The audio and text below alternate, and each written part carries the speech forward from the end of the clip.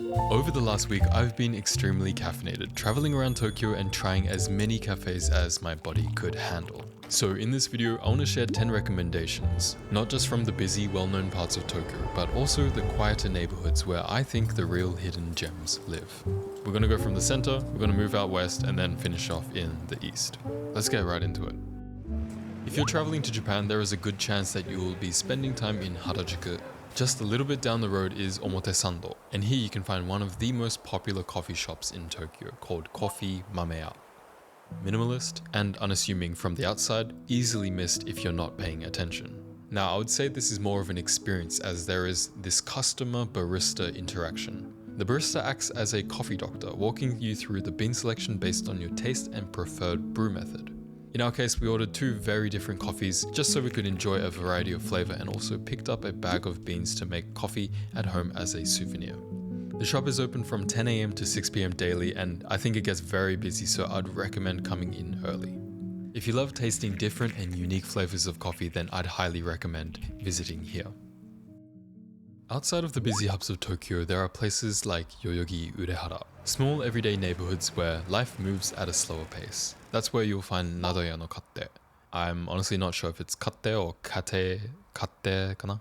It's one of those cafes that doesn't feel like it's trying to impress you, but it definitely does. Quiet, cozy, filled with a local charm that's kind of refreshing after a day in Shibuya or Shinjuku. This is the kind of place that you go to slow down and enjoy some very fascinating coffee flavors. In particular, they source their beans from glitch coffee roasters, which offer rare and interesting flavors, and my first experience here was unforgettable.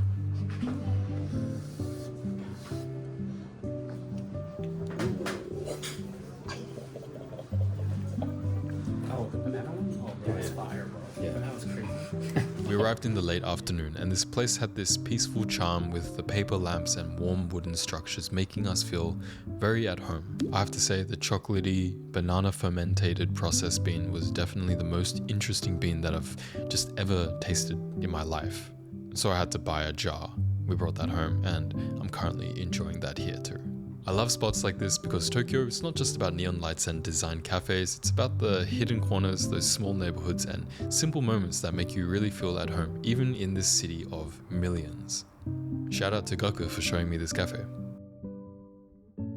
Now, if you're watching this video when it's being posted, there is a good chance that you can visit this next cafe location, which I think it is considered a pop-up by Terraform in Sendagaya, which is connected to the Schemata Architect's office.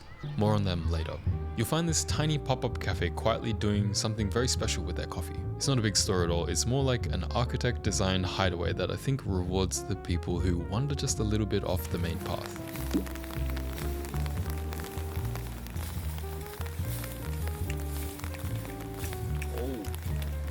So we came on a slightly rainy day, as you can probably tell. So not the nicest, as this is an outdoor seating cafe only. Try to come through on a sunny day if you can. Otherwise, just like us, come with proper attire.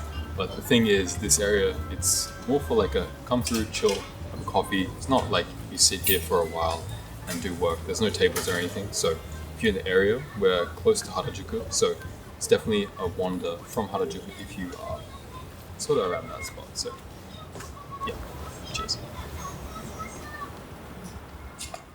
Now let's move outside of the main city areas and look towards west, where I have quite a few recommendations. Low-key, these are also my favorite cafes. Sakura Shinmachi has a quiet residential charm, and tucked into that neighborhood is Ogawa Coffee Laboratory.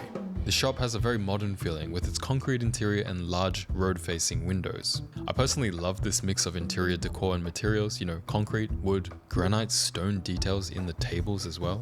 In a semi-busy neighborhood with a lot of foot traffic, this cafe, which is on the ground floor, can accommodate a lot of customers with its large open floor plan.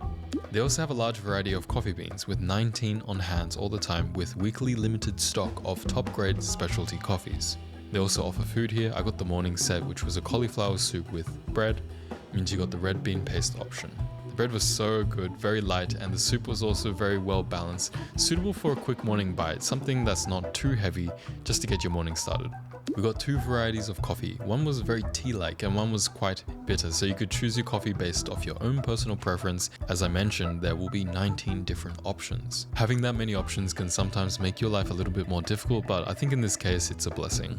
Just keep in mind that the pour over coffee is around 2 to 3 cups worth, which I think is quite a lot, but also great value. The coffeeware was very oshare, and I think it pairs well with the modern approach to this cafe. If you're ever in the area and you want to dine in, I highly recommend it. They also have counter seats available if you're by yourself, where you can also watch the baristas make coffee. Now down the road there is a casual residential area with a large apartment complex, and on the bottom floor is a very nice cafe called Autumn. This is a great place if you want to do a little bit of work on your laptop or read a book. There are a few tables inside with a bar counter for solo visitors and limited outdoor seatings, but I think that's just for sunny days. There's this relaxing ambience with the records being played in the background, soft murmurs of people chatting, and yeah, overall just a very nice vibe. We ordered lattes, iced and hot, and paired that with this turmeric chocolate cookie that I think they make at the shop. It was very soft and fudgy, and it also had this very spice fragrance. After eating the cookies, the lattes, they kind of tasted just like dirty chai lattes. I'd recommend you pair one of their coffees with a pastry or a cake slice, and I think you've got the perfect moment stitched into your day.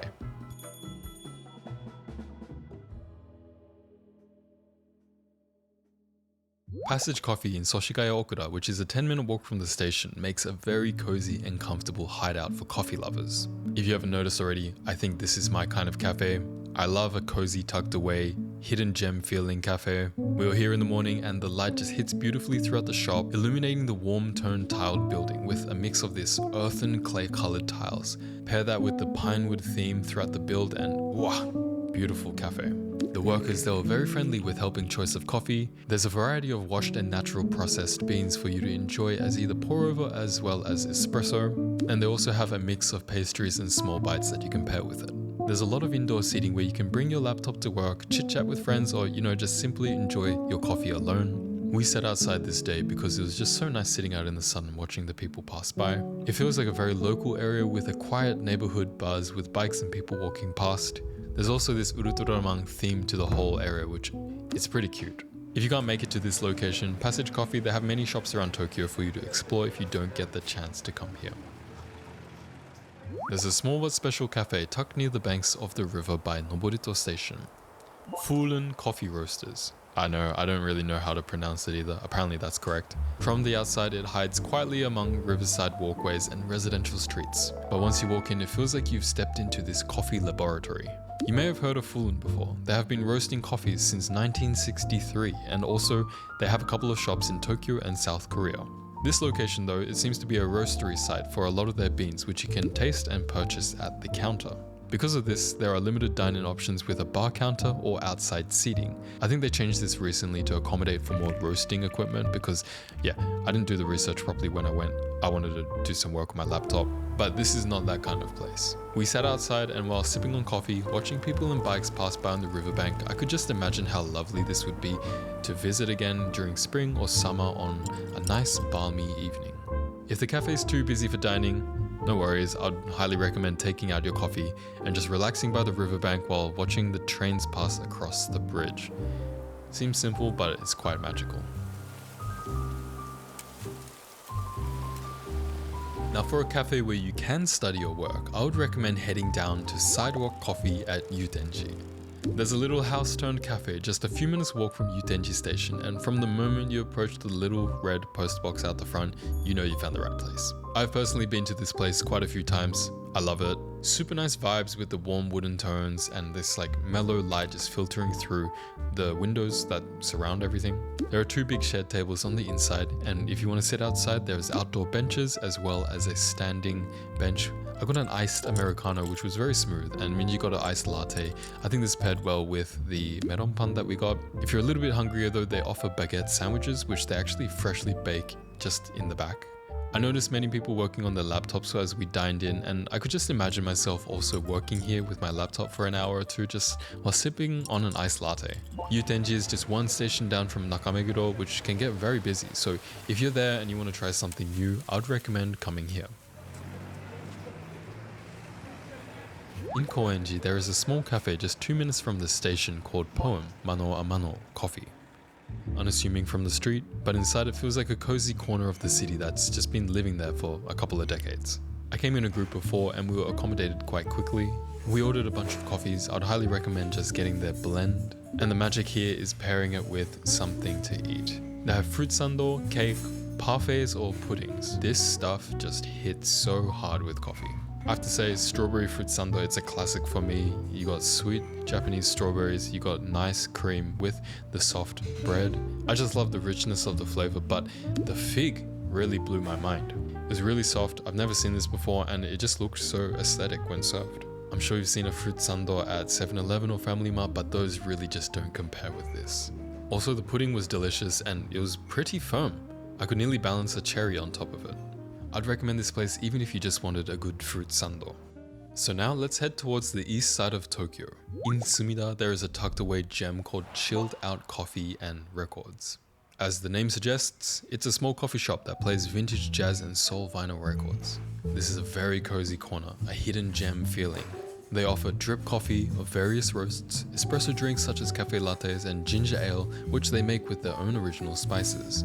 This day we were traveling around a lot and it was the perfect escape from the busy street and to honestly just simply rest my feet and energy. Unfortunately this day they had no cold brew, but I got an iced coffee with this Brazilian bean. Dark roast is very popular in Japan and in my opinion it's perfect for an iced drip bevy. It's quite a small shop and as we were just chilling in our own cozy corner, there seemed to be a lot of people coming in and out. With limited seats, you might have to be lucky to dine in for coffee, but if you get a chance to sit in either the lounge chair or the side table, I'm sure you're gonna enjoy your coffee while resetting your feet. If you've been counting, that is number 10 on the cafe list, but we have a little bit extra. I have a bonus cafe for you guys. Set right inside green lawns, sea breeze and the open air of a park, Blue Bottle Coffee has a beautiful cafe in Toyosu Park that overlooks Tokyo Bay. As you approach this cafe, the city noise fades. The building, designed by Schemata Architects, who we previously mentioned, this just melds with the park. The structure itself, made of big glass walls, warm wood and brick textures, creates an open transition between this indoor and outdoor space. The boundary between the cafe and nature of the park, it just blurs. Got the winter single origin. Now this is an Ethiopia natural coffee. I love drip coffee. Blue Bottle, they've got such a wide variety of beans available as well, so you can really test out a lot of different stuff, and the packaging is super cute. I think Blue Bottle, they just do a good job with their branding in general. This shop, just like many others, it's a great place to just, there's a lot of seats, you can sit down, enjoy coffee, and you're almost guaranteed to have a good time, and that's what I really like about it. Really pretty building. I've seen pictures online, but it's my first time here in person. If you ever have the time to come around this area, then I definitely recommend checking this building out. On this particular day that we visited, it was actually a national holiday, so there were heaps of families at the park and the cafe was a very popular choice. On a normal day though, finding a seat, it shouldn't be too difficult, where you can sit, enjoy your coffee while just enjoying time on your computer, reading a book, or just doing your own thing.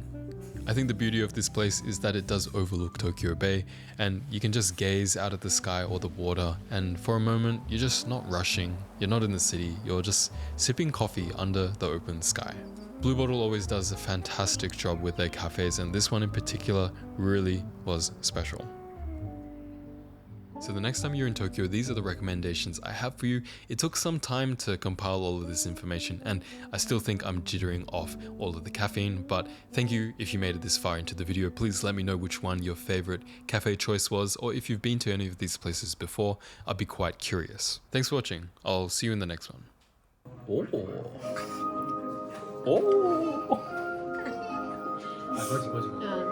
It's time to go home. Kids. It tastes just like 子供たち